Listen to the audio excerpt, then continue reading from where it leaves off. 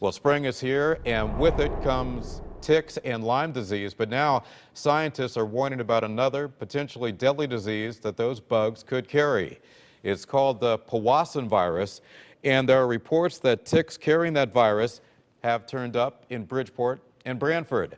Now, symptoms of the virus very similar to Lyme disease, except they come on very suddenly and can be very severe. The signs include a stiffness in the neck, seizures, and a high fever. Here in the U.S., there have only been 60 human cases reported, but the CDC is keeping a very close eye on things. And while we are on the topic of ticks, we've got you back now with how to keep you and your family safe from tick bites. Meteorologist Sam Cantro has more on that. Just a few weeks ago, we were dealing with scenes that look like this. Now we're transitioning to scenes that look more like this, and blink your eyes, and this is what you'll see. But as spring warms up, a tiny and potentially life-threatening bug is just waking up from winter. It is the season for ticks. Ticks will begin hatching as soon as temperatures get into the 60s, and at that point, they'll begin looking for their spring meals. When the ticks do hatch, their first meal is usually a white-footed field mouse.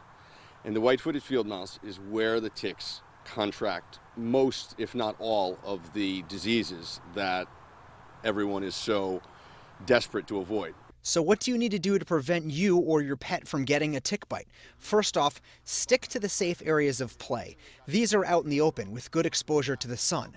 The risk areas are 10 feet from the edges of the woods, and that's where you'll find the greatest incidence of ticks.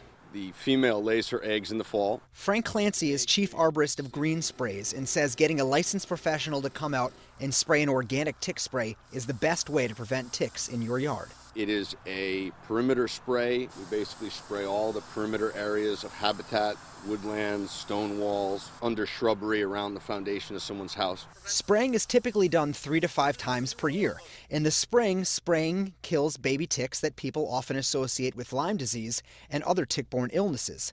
The summer spray will kill off the adults looking for the second meal, and the last spray in the fall is actually the most important. This spray will kill off the pregnant ticks and their eggs. For all of the tips on keeping your family safe from ticks, or to watch the full interview with GreenSprays, head over to WXEdge.com. I'm meteorologist Sam Cantro, News 8.